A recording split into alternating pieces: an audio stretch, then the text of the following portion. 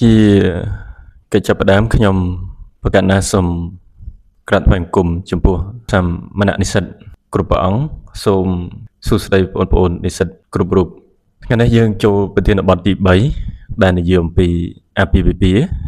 ប្រធានបទទី1ដែលយើងនិយាយអំពីញាតិបានចប់សពគ្រប់ហើយប្រធានបទទី2ក៏និយាយអំពីគំជប់ពាក្យនិងពិធីភ្ជាប់ពាក្យថ្ងៃនេះយើងនឹងចូលប្រធានបទបន្តគឺនិយាយអំពីលក្ខខណ្ឌនៃការបង្កើតអាពាហ៍ពិពាហ៍តើនីតិវិធីនៃការបង្កើតចំណងអាពាហ៍ពិពាហ៍នោះមានលក្ខខណ្ឌនិងប្លង់មេរៀនដូចម្តេចខ្លះនោះក៏សូមប្រកាសណាគុំចាស់គ្រប់ព្រះអង្គហើយសូមបងប្អូននិស្សិតតាមដានជាមួយខ្ញុំគណៈខ្ញុំបាទដូចតទៅមុននឹងចាប់ផ្ដើមយើងត្រូវសិក្សាអំពីប្លង់មេរៀនឬក៏មាតិកាមេរៀនយើងចែកជាប្លង់ធំនោះមានចំនួន2ដែលនិយាយទី1គឺលក្ខខណ្ឌសារធាតុហើយប្លង់ទី2គឺលក្ខខណ្ឌទម្រង់លក្ខខណ្ឌសារធាតុនោះគឺទី1និយាយអំពីការព្រមព្រៀងរបស់ភាគីហើយទី2គឺសំដៅដល់ភេទរបស់គូភាគី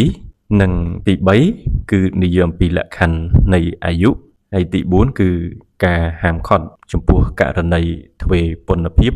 ហើយចំណែកទី5នោះគឺនិយាយអំពីអំឡុងពេលការហាមឃាត់ស្ត្រីមិនឲ្យរៀបអាពាហ៍ពិពាហ៍ថ្មីទៀតហើយចំណែក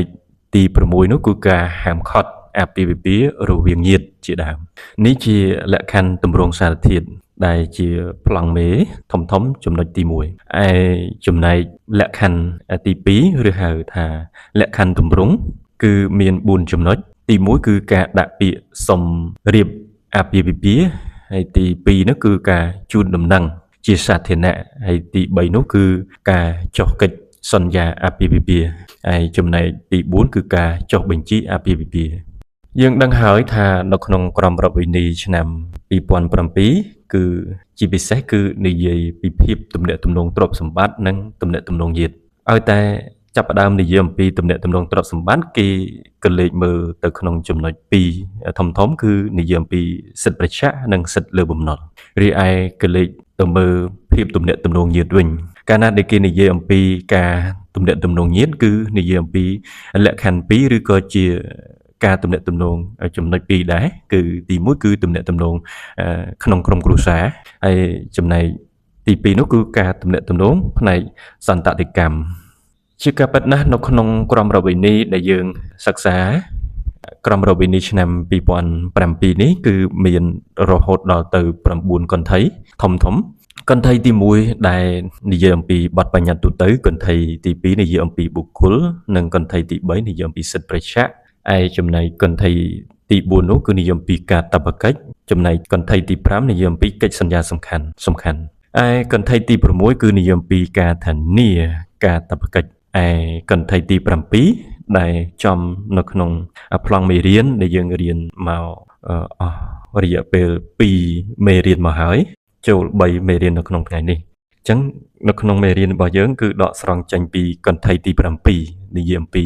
ពងសាវតានៃញាតិនៅក្នុងក្រមរដ្ឋវិន័យរហូតចូលដល់គំជប់ពាក្យចេញពីគំជប់ពាក្យមកនិយាយអំពីចម្ពោះទី3និយាយអំពីអាពាហ៍ពិពាហ៍ដែលខ្ញុំដែលកំពុងតែលើកមកជាប្រធានបទទី3ឯកន្ធីទី8នោះនិយាយអំពីសន្តតិកម្មរីឯកន្ធីចុងក្រោយគេគឺជាកន្ធីទី9និយាយអំពីអវសានបញ្ញត្តិគឺជាបញ្ញត្តិនៃមាត្រាចុងក្រោយបំផុតនៃមាត្រារបស់ក្រមរដ្ឋវិន័យមុននឹងឈានទៅដល់អាពាហ៍ពិពាហ៍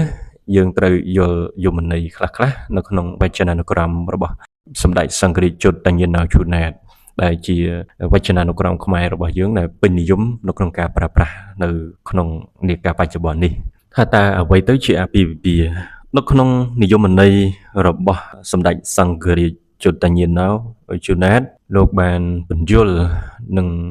លពាក្យជាភាសាបាលីនិងសង្បានិងអវិហៈបូកនឹងវិហៈខ្មែរយើងប្រើផ្លាស់វัวជាពួរ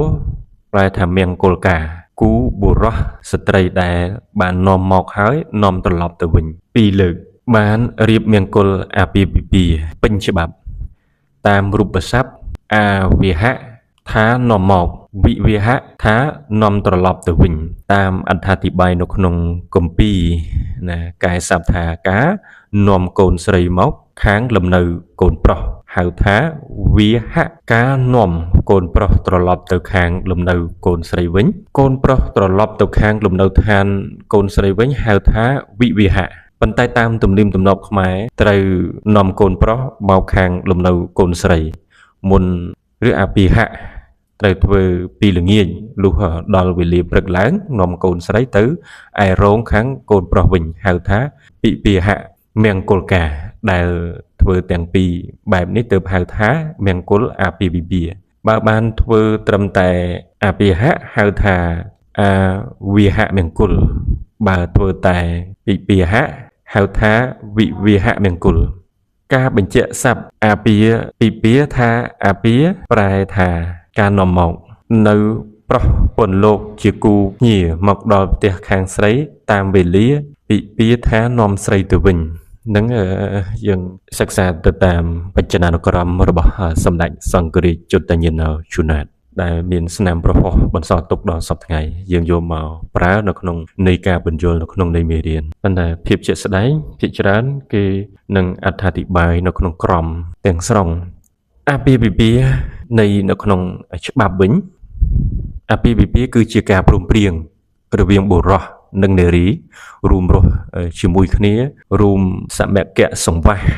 ជាមួយគ្នាដើម្បីបន្តពូជពង្សវង្សត្រកូលហើយគ្មានភាគីណាមួយអាចរំលាយអាពាហ៍ពិពាហ៍បានតាមទំនើងចិត្តបាននោះឡើយទោះបីជាអាពាហ៍ពិពាហ៍ជាទំនាក់ទំនងមនោសញ្ចេតនាឬក៏ជាទំនាក់ទំនងស្នេហារវាងបុរសនិងនារីក៏ដោយក៏ទំនាក់ទំនងនេះត្រូវស្ថិតនៅក្រោមច្បាប់នីតិគ្រួសារដើម្បី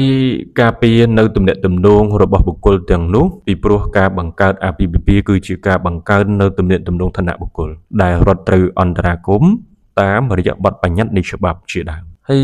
តើអាពាហ៍ពិពាហ៍ស្របច្បាប់ត្រូវបង្កើតឡើងតាមរបៀបណាអាពាហ៍ពិពាហ៍ស្របច្បាប់លុះត្រាតែបានបង្កើតឡើងតាមលក្ខខណ្ឌដែលច្បាប់បានចែងច្បាប់បានកំណត់ទុកតាមបញ្ញត្តិនៃក្រមរដ្ឋវិន័យអាពាហ៍ពិពាហ៍ស្របច្បាប់ត្រូវបង្កើតឡើងដោយគោរពតាមលក្ខខណ្ឌសារធាតុនិងលក្ខខណ្ឌទម្រង់ចាប់ពីមាត្រា948រហូតដល់មាត្រា956ជាដើមហើយនេះហើយអាពាហ៍ពិពាហ៍ទាំងឡាយណាដែលមិនស្របតាមលក្ខខណ្ឌដែលច្បាប់បានចែងនិងបានកំណត់ទេអាពាហ៍ពិពាហ៍នោះឯងមិនបង្កើតឲ្យមានអានុភាពទៅតាមផ្លូវច្បាប់ទេឬជាមូលហេតុនៃការលុបចោលឬក៏អាចនិយាយថាជាមោគភាពរីឯចំណុចលក្ខខណ្ឌសារធាតុនេះគឺជាលក្ខខណ្ឌកំណត់អំពីអានុភាពនៃអាពាហ៍ពិពាហ៍រួមមានការព្រមព្រៀងរបស់ភាគីអាយុភេទរបស់ភាគីការហាមឃាត់ករណីទ្វេពន្ធភាពការហាមឃាត់ការរៀបអាពាហ៍ពិពាហ៍ថ្មីក្នុងអំឡុងពេលដែលជាក់លាក់សម្រាប់ស្ត្រីការហាមឃាត់ចំពោះអាពាហ៍ពិពាហ៍រវាងបុគ្គលដែលមានទំនាក់ទំនងញាតិនឹងគ្នាអាពាហ៍ពិពាហ៍រវាងលោហិតអាពាហ៍ពិពាហ៍រវាងញាតិពន្ធជាដើមហើយការព្រមព្រៀងរបស់ភាគីនេះយើងនឹងស្វែងយល់ថាការសម្រេចចិត្តរៀបអាពាហ៍ពិពាហ៍គឺជាឆន្ទៈសេរីរបស់បុគ្គលនិងនារីហេតុនេះប្រសិនបើភាគីគ្មានឆន្ទៈដើម្បីនឹងរៀបអាពាហ៍ពិពាហ៍ទេទោះបីជាជាក់ស្ដែងអាពាហ៍ពិពាហ៍ត្រូវបានបង្កើតឡើងក៏ដោយអាពាហ៍ពិពាហ៍នោះក៏ត្រូវចាត់ទុកថាជាមោគភាពអាចថាអាពាហ៍ពិពាហ៍មិនស្របច្បាប់អាពាហ៍ពិពាហ៍ឬហៅថាគ្មានអាពាហ៍ពិពាហ៍កើតឡើងតែម្ដងទាល់តែមានការព្រមព្រៀងជាក់លាក់ច្បាស់លាស់ពិតប្រាកដហើយចំណុចនិយមពីភេទរបស់ភាគីវិញតាមប្រព័ន្ធច្បាប់នៃប្រទេសកម្ពុជាយើងក៏ទទួលស្គាល់តែអាពាហ៍ពិពាហ៍ដែលបង្កើតរវាងភាគីដែលមានភេទផ្ទុយគ្នាតែប៉ុណ្ណោះពោលគឺបុរសនិងនារីហេតុនេះអាពាហ៍ពិពាហ៍រវាងបុរសនិងបុរសឬនារីនិងនារីនឹងទោះបីជាពួកគេបានរួមរស់ជាមួយគ្នាក៏ដោយច្បាប់មិនទទួលស្គាល់អាពាហ៍ពិពាហ៍ប្រភេទនេះឡើយដោយឡែកនៅក្នុងបណ្ដាប្រទេសមួយចំនួនដូចជាសហរដ្ឋអាមេរិកប្រទេសអូស្ត្រាលីនិងប្រទេសកាណាដាបារាំងជាដើមបានទទួលស្គាល់នៅការរៀបអាពាហ៍ពិពាហ៍រវាងភេទដូចគ្នាក្រោមពាក្យស្លោកមួយបាននិយាយថាក្តីស្រឡាញ់ឈ្នះអ្វីៗទាំងអស់នេះចំណុច3គឺនិយមពីអាយុ អាយុរបស់ភាគីដែលត្រូវរៀបអាពាហ៍ពិពាហ៍នៅក្នុងប្រព័ន្ធច្បាប់កម្ពុជាយើងទទួលស្គាល់អាយុដែលអាចរៀបអាពាហ៍ពិពាហ៍បានហ្នឹងនៅពេលដែលបុរសនិងនារីបានដល់នីតិភាពណាគឺអាយុចាប់ពី18ឆ្នាំឡើងទៅមានភាពទំនាក់ទំនងចំណុចនេះគឺនៅក្នុងច្បាប់អាពាហ៍ពិពាហ៍និងគ្រួសារបាននិយាយកំណត់បុរសដែលមានអាយុចាប់ពី20ឆ្នាំរីឯនារីហ្នឹងគឺមានអាយុចាប់ពី18ឆ្នាំទើបអាចរៀបអាពាហ៍ពិពាហ៍បានប៉ុន្តែនៅក្នុងករណីដែលភាគីនៃអាពាហ៍ពិពាហ៍មិនគ្រប់អាយុតើអាចរៀបអាពាហ៍ពិពាហ៍បានដែរទេនៅក្នុងករណីទាំងសងខាងនៃអាពាហ៍ពិពាហ៍មិនទាន់បានដល់នីតិភាពមិនគ្រប់អាយុរៀបអាពាហ៍ពិពាហ៍ដូចគ្នាអាពាហ៍ពិពាហ៍មិនអាចធ្វើបានទេនេះលក្ខខណ្ឌមួយឧទាហរណ៍ខាងប្រុសអាយុ17ឆ្នាំហើយខាងស្រីអាយុ16ឆ្នាំអញ្ចឹងគូភាគីទាំងពីរហ្នឹងអាយុសុទ្ធសឹងតែមិនទាន់ដល់នីតិភាពរីឯចំណុច3នៅក្នុងករណីភាគីនៃអាពាហ៍ពិពាហ៍ម្ខាងបានដល់នីតិភាពគឺថាគ្រប់វ័យដែលអាចរៀបការបានអាយុគ្រប់18ឆ្នាំប៉ុន្តែភាគីម្ខាងទៀតជាអនិច្ចជនមានអាយុមិនតិចជាង16ឆ្នាំអាចរៀបអាពាហ៍ពិពាហ៍បានដោយទទួលការយល់ព្រមពីអ្នកមានអំណាចនៃបាឬអ្នកអាណាព្យាបាលសម្រាប់អនិច្ចជនឧទាហរណ៍ខាងស្រីគេមានអាយុ23ឆ្នាំរីឯខាងបុរសមានអាយុ16ឆ្នាំអញ្ចឹងក៏មានការយល់ព្រមពីអ្នកដែលមានអំណាចមេបាឪពុកម្ដាយអ្នកមើលការខុសត្រូវចំពោះអនិច្ចជននោះនឹងនៅក្នុងមាត្រា948វគ្គខណ្ឌទី2និងមាត្រា953នៃកថាខណ្ឌទី1នៃក្រមរដ្ឋវិន័យក៏បានបញ្ជាក់យ៉ាងច្បាស់ផងដែររីឯលក្ខខណ្ឌបន្តគឺឪពុកម្ដាយគឺជាអ្នកមានអំណាចមេបាចំពោះកូនជាអនិច្ចជននោះនៅក្នុងការសម្រេចអំពីអាពាហ៍ពិពាហ៍ចំពោះកូនជាអនិច្ចជនត្រឹមតែអ្នកមានអំណាចមេបាបើខាងឪពុកឬម្ដាយក៏មានអានុភាពបានដែរ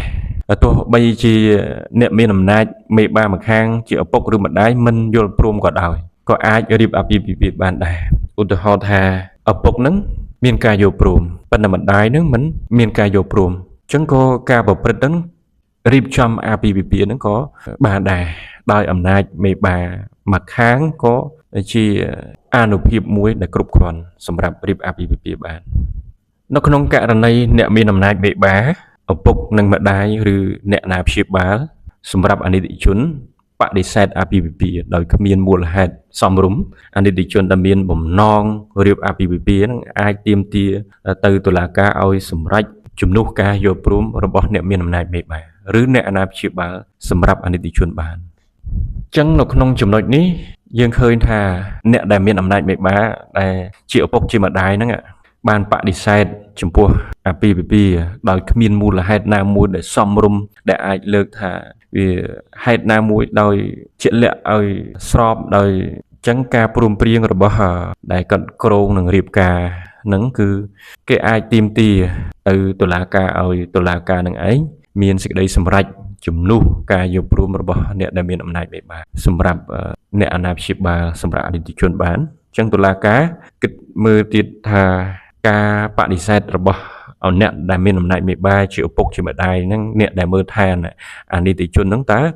មានចេតនាបែបណាហើយការបដិសេធរបស់គាត់ហ្នឹងសមហេតុផលអត់សមរម្យអត់បើតុលាការពិនិត្យមើលទៅថាការបដិសេធរបស់ពួកគាត់មិនសមហេតុផលគ្មានមូលហេតុត្រឹមត្រូវអញ្ចឹងតុលាការអាចផ្ដល់សិទ្ធិពួកគាត់រៀបអាពាហ៍ពិពាហ៍បានរីឯនៅក្នុងចំណុចអ្នកដែលមានអំណាចមេបាឬអ្នកដែលមានអំណាចមេបាបានបដិសេធមិនឲ្យរៀបអាពាហ៍ពិពាហ៍ដោយមានមូលហេតុ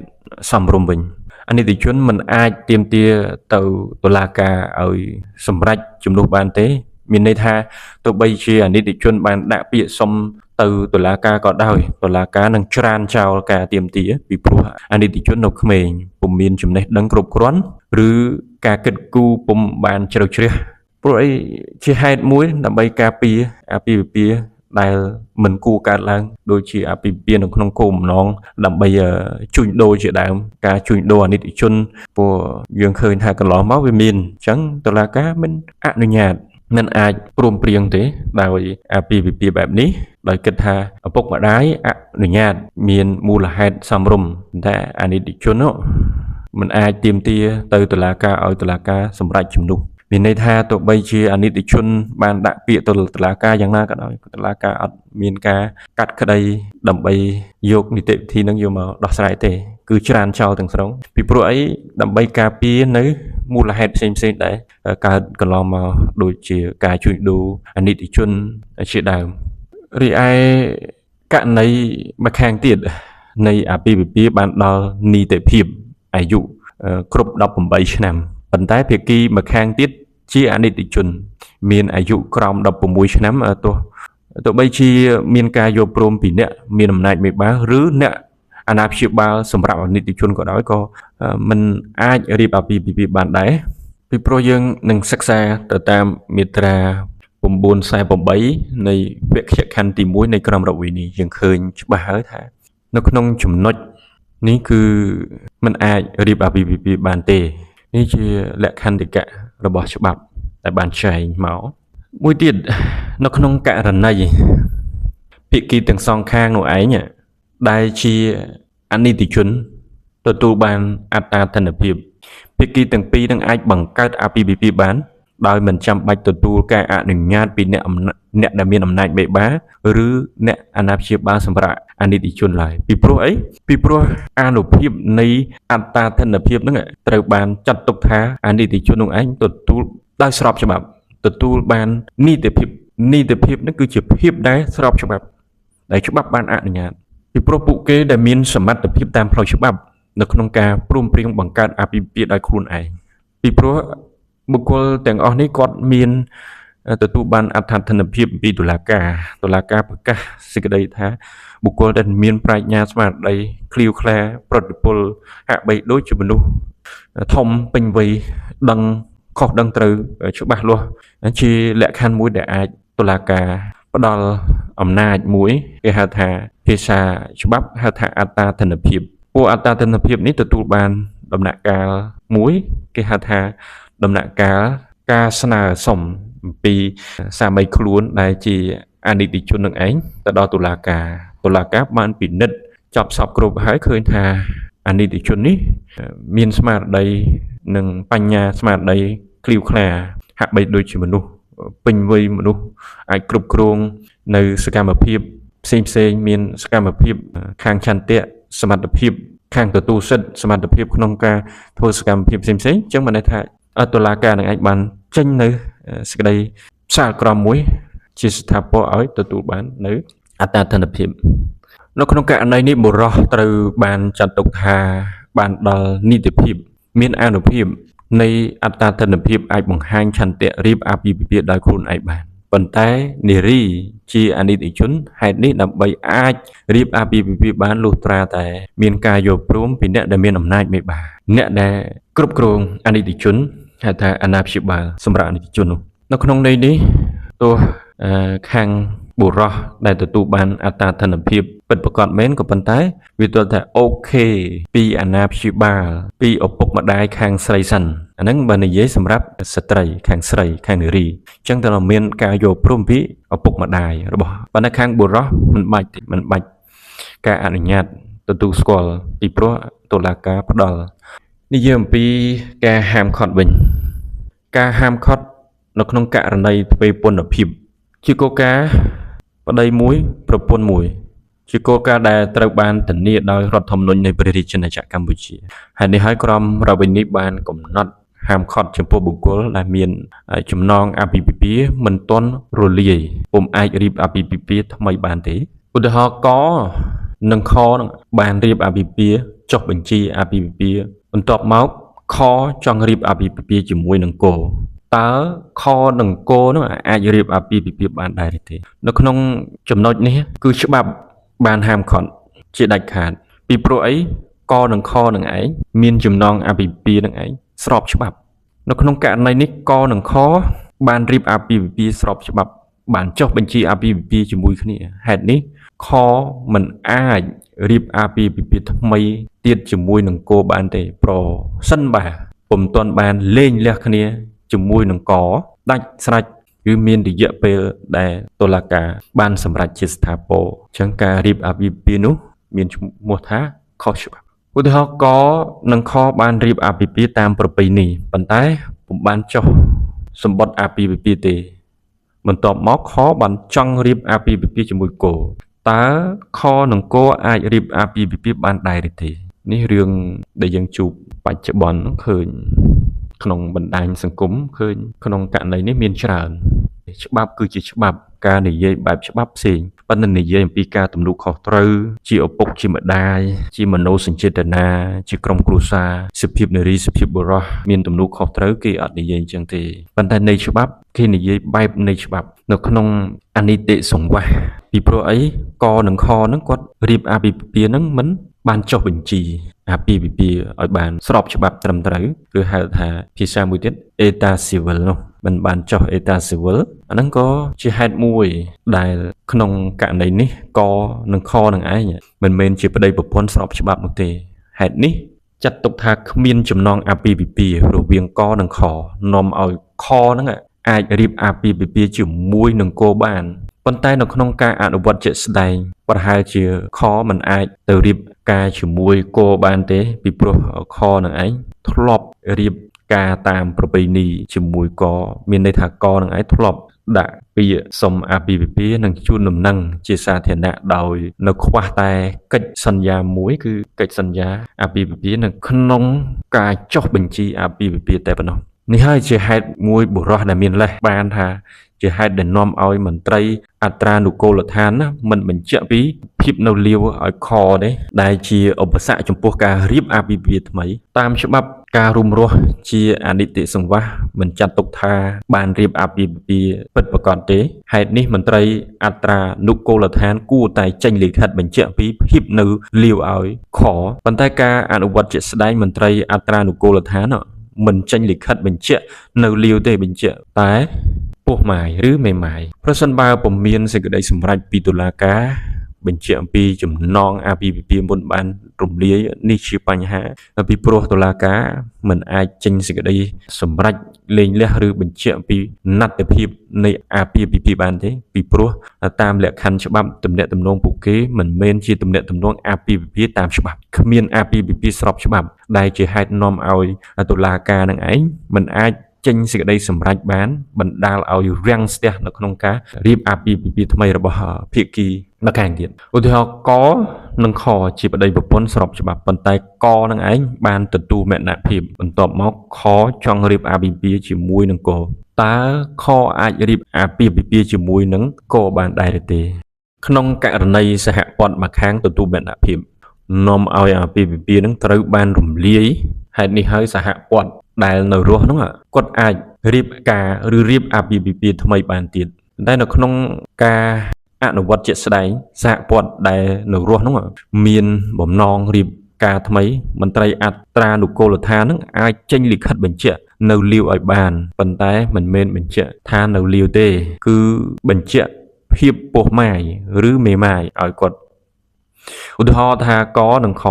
ជាប្តីប្រពន្ធស្របច្បាប់កបានបាត់ខ្លួនអស់រយៈពេលហ្នឹង2ឆ្នាំនៅក្នុងហេតុការណ៍ធ្លាក់យន្តហោះណាមួយឬគ្រោះមហន្តរាយណាមួយខចង់រៀបអាពាហ៍ពិពាហ៍ថ្មីជាមួយនឹងកថាតើខនឹងឯងអាចរៀបអាពាហ៍ពិពាហ៍ជាមួយនឹងកបានដែរទេទោះបីជាបុគ្គល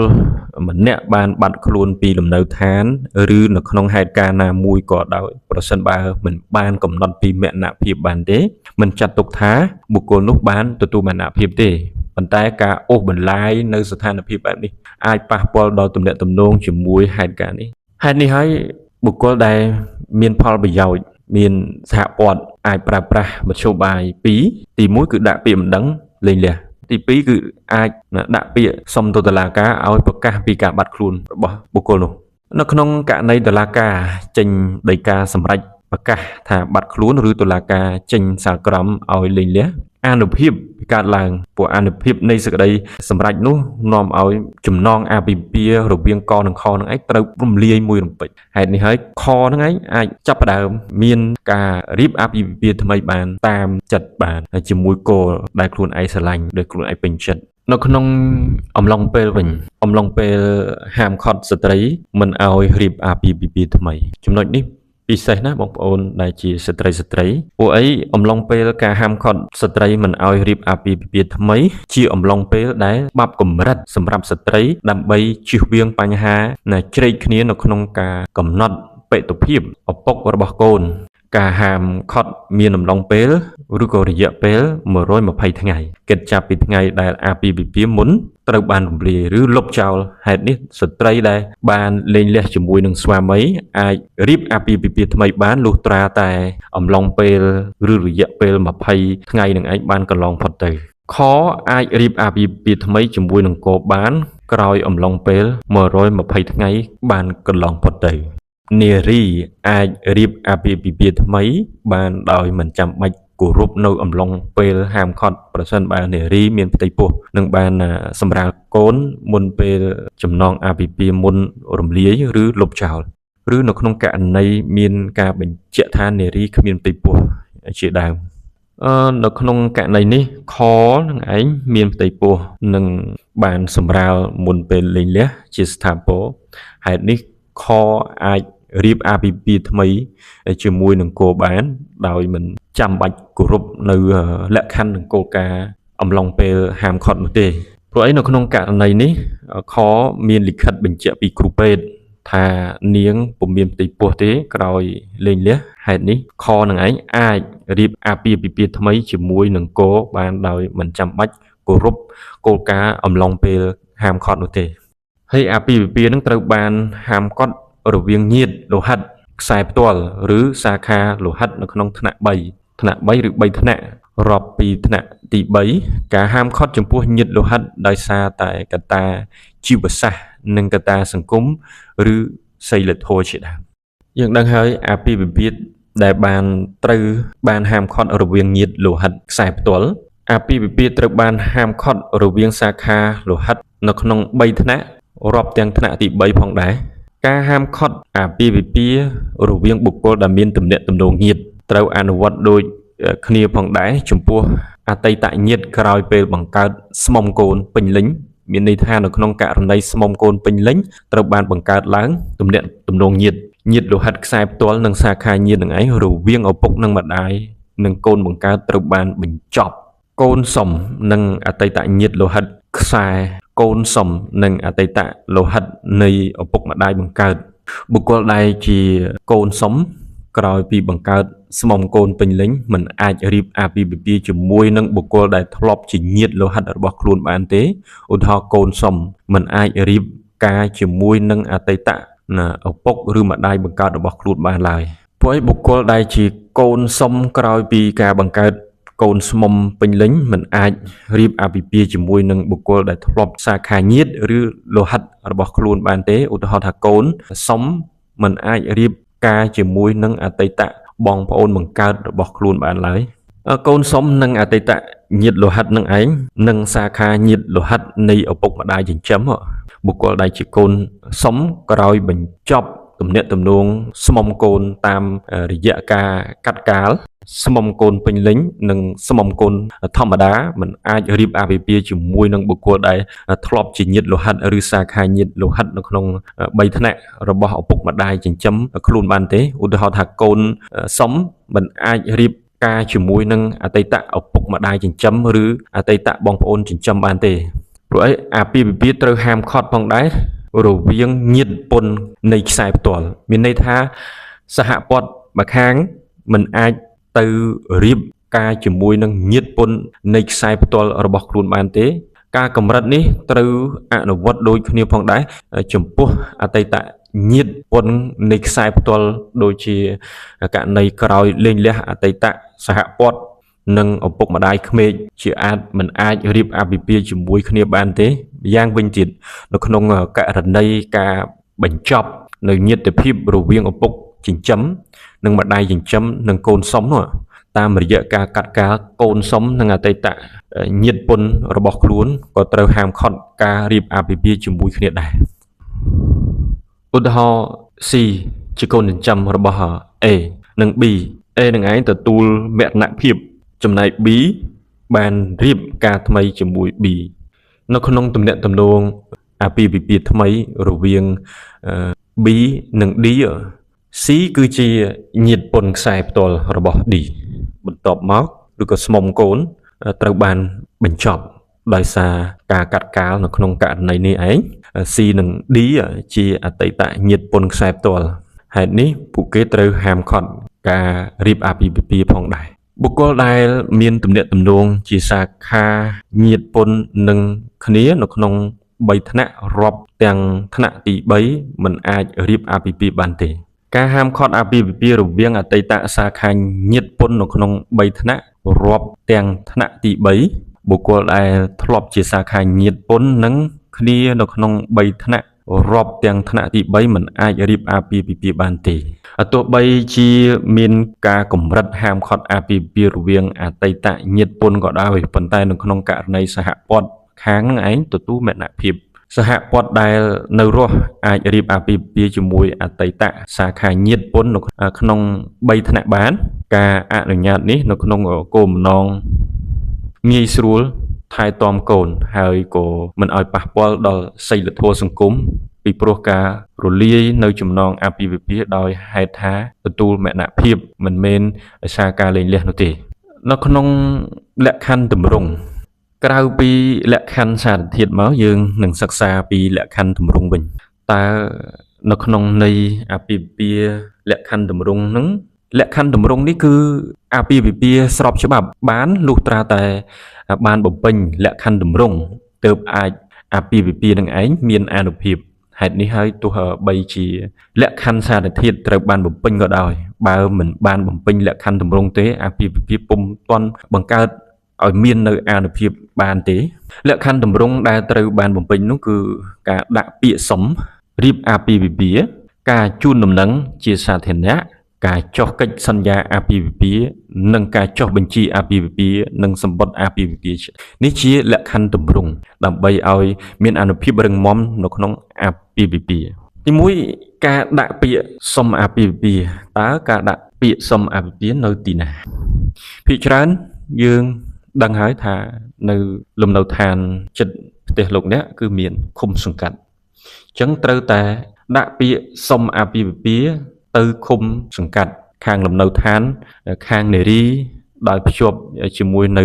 លិខិតបញ្ជាក់នៅលាវរបស់ភាគីហើយមានសិភៅគ្រួសារនិងសម្បត្តិកំណើតជាដើមនេះគឺជាទម្រង់យើងឃើញនេះគឺជាទម្រង់ពាក្យសុំអាពាហ៍ពិពាហ៍ហើយនៅក្នុងករណីបុរសឬនារី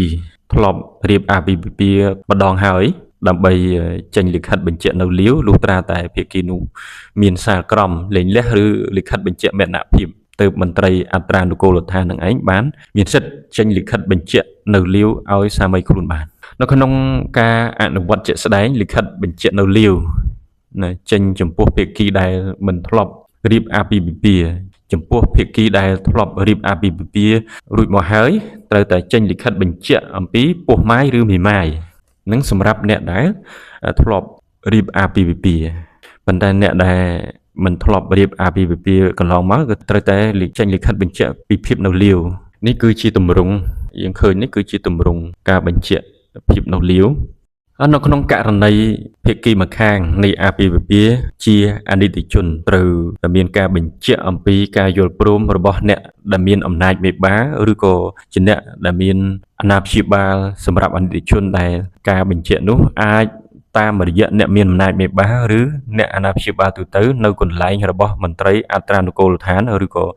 មានលិខិតដែលអាចបញ្ជាក់អំពីការយល់ព្រមនៅក្នុងករណីការអនុញ្ញាតឲ្យរៀបអាពាហ៍ពិពាហ៍តាមរយៈសេចក្តីសម្រេចរបស់តុលាការភាគីនៃអាពាហ៍ពិពាហ៍ដែលជាអនិច្ចជនត្រូវបង្ហាញនៅសេចក្តីសម្រេចរបស់តុលាការដើម្បីបញ្ជាក់អំពីការអនុញ្ញាតឲ្យរៀបអាពាហ៍ពិពាហ៍នៅពេលដែលបានទទួលពាក្យសុំរៀបអាពាហ៍ពិពាហ៍មន្ត្រីអត្រានុកូលដ្ឋាននឹងឯងនឹងត្រូវពិនិត្យមើលអំពីលក្ខខណ្ឌសារធាតុនៅក្នុងការរៀបអាពាហ៍ពិពាហ៍នៅក្នុងករណីភាគីទាំងពីរហ្នឹងខ្វះលក្ខខណ្ឌនៅក្នុងការរៀបអាពាហ៍ពិពាហ៍ដូចជាករណីភាគីទាំងសងខាងនឹងឯងតើខាងណានៃអាពាហ៍ពិពាហ៍ដែលជាអនិច្ចជនឬភេទយើងមើលទាំងភាគីនៃសងខាងជាអនិច្ចជនឬភេទដូចគ្នាដែលសិក្សាពីទម្រង់មុននោះគឺថា បើភេទដូចគ្នាច្បាប់មិនអនុញ្ញាតប៉ុន្តែសួរធ្វើការអត់ធ្វើទៅព្រោះច្បាប់ក៏មិនបានហាមឃាត់ដែរមិនបានហាមឃាត់ហើយមិនបានអត់ប៉ុន្តែច្បាប់អត់ចេញឲ្យទេពួកអីខ្វះលក្ខខណ្ឌនៅក្នុងការរៀបអាពាហ៍ពិពាហ៍ដូចនេះភាគីទាំងសងខាងដែលជាអនិច្ចជនឬក៏ភេទដូចគ្នាជាអាចអត្រានុគោលដ្ឋាននឹងឯងមិនត្រូវទទួលយកពាក្យសុំការរៀបអាពាហ៍ពិពាហ៍ពីសាមីជននោះបានទេព្រោះមិនគ្រប់លក្ខខណ្ឌ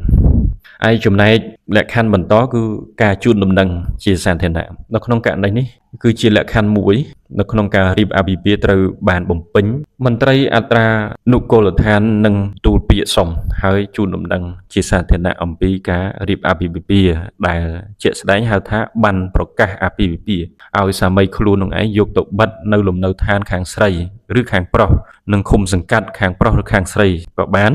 នៅក្នុងករណីបិទផ្សាយនោះគឺយ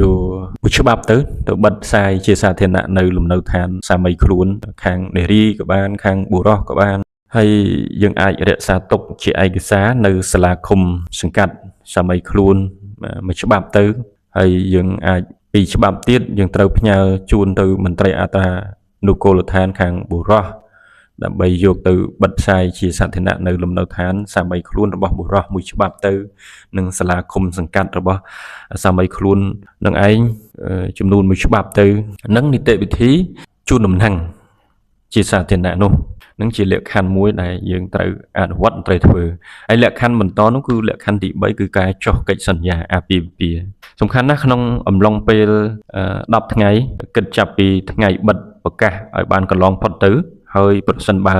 គ្មានការប្តឹងជំទាស់ទេបុរសនិងនារីនឹងឯងអាចមកចុះកិច្ចសន្យាអាពាហ៍ពិពាហ៍ជាផ្លូវការនៅចំពោះមុខមន្ត្រីអត្រានុគោលដ្ឋាននៃឃុំសង្កាត់ខាងនារីការចុះកិច្ចសន្យាអាពាហ៍ពិពាហ៍តម្រូវឲ្យមានសាក្សីដែលជានីតិជន2រូបផងដែរនៅក្នុងការបំពេញកិច្ចសន្យានិងការចុះបញ្ជីការចុះកិច្ចសន្យានេះវាសំខាន់សម្រាប់ឲ្យមានចំណងគតិយុត្តមួយរឹងមាំកិច្ចសន្យាអាពាហ៍ពិពាហ៍នេះគឺជាទម្រង់យើងមើលនេះគឺជាទម្រង់ដែលកិច្ចសន្យាអាពាហ៍ពិពាហ៍ហើយចំណែកចំណុចលក្ខខណ្ឌទី4នោះគឺការចុះបញ្ជីអាពាហ៍ពិពាហ៍នៅក្នុងន័យនេះគឺមន្ត្រីអត្រានុគោលដ្ឋាននឹងឯងត្រូវស្រង់ខ្លឹមសារដែលមានកំណត់នៅក្នុងកិច្ចសន្យាអាពាហ៍ពិពាហ៍ចូលទៅក្នុងសៀវភៅបញ្ជីអាពាហ៍ពិពាហ៍នោះហៅថាការចុះបញ្ជីអាពាហ៍ពិពាហ៍បន្ទាប់មកមន្ត្រីអត្រានុគោលដ្ឋាននឹងឯងចម្លងចូលនៅក្នុងលិខិតមួយហៅថាសម្បត្តិអាពាហ៍ពិពាហ៍សម្រាប់ឲ្យភាគីប្រើប្រាស់បានការចុះបញ្ជីអាពាហ៍ពិពាហ៍នេះគឺជាទម្រង់ form ដែលត្រូវមន្ត្រីអត្រានុគោលដ្ឋានគាត់ជាអ្នកពេញបែបបទនឹងជាកិច្ចចុងក្រោយមុននឹងចាប់ផ្ដើមរៀបអាពាហ៍ពិពាហ៍ដើម្បីឲ្យអាពាហ៍ពិពាហ៍នេះរឹងមាំមានលក្ខខណ្ឌពីរធំដែលយើងបានសិក្សាមកហើយគឺថាលក្ខខណ្ឌទី1ហ្នឹងគឺត្រូវតែជាលក្ខខណ្ឌសារធាតុនិងចំណុចទី2ហ្នឹងគឺជាលក្ខខណ្ឌទម្រង់សរុបឡើងវិញគឺលក្ខខណ្ឌសារធាតុហ្នឹងគឺទី1ការព្រមព្រៀងរបស់ភាគីបើអត់មានការព្រមព្រៀងទេក៏មិនគ្រប់លក្ខខណ្ឌហើយទី2នោះគឺជាភេទរបស់គូភាគីទាំងសងខាងគឺត្រូវតែជាភេទផ្ទុយគ្នាហើយអាយុនោះឯងគឺត្រូវតែជាអាយុនីតិភាពគឺភាពដែលស្របច្បាប់ភាពគ្រប់អាយុមួយទៀតនោះគឺថាហាមឃាត់ចំពោះករណីទ្វេពន្ធភាពហើយនឹងអំឡុងពេលហាមឃាត់ស្ត្រីមិនឲ្យរៀបអាពាហ៍ថ្មីនោះហើយការហាមឃាត់អាពាហ៍ពិពាហ៍រវាងញាតិជាដើមដែលបានរៀបរាប់មកហោហែអញ្ចឹងយើងឃើញថាលក្ខខណ្ឌធំពីរនេះត្រូវតែអនុវត្តបើយើងមិនបានអនុវត្តទេអញ្ចឹងអានុភាពគតិយុត្តនៃចំណងអាពាហ៍ពិពាហ៍យើងផុយស្រួយពីព្រោះយើងមិនបានបំពេញលក្ខខណ្ឌទម្រង់ឲ្យបានរឹងមាំទី1គឺការដាក់ពាក្យសុំរៀបអាពាហ៍ពិពាហ៍ហើយទី2ហ្នឹងការជូនដំណឹងជាសាធារណៈហើយទី3ហ្នឹងគឺការចុះកិច្ចសន្យាអាពាហ៍ពិពាហ៍ទី4ចុងក្រោយគឺការចុះបញ្ជីនឹងគឺជាតួនាទីមន្ត្រីអត្រានុគោលដ្ឋានដែលគាត់ចុះបញ្ជី